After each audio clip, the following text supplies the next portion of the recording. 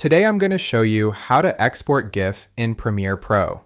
First thing you want to do is go to File, Export, and press on Media. Then give your video a name on the File Name section and press on the blue link to save your video to your PC. For this example, I'll save this video to my desktop. Now for the preset option, choose the match source, adaptive high bitrate option, so that your video can be exported to its highest quality.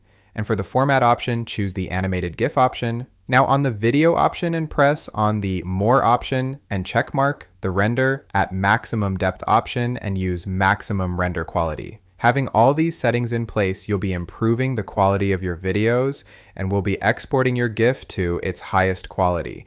Once it's finished, press on export and wait for your video to finish exporting. And that's it, guys.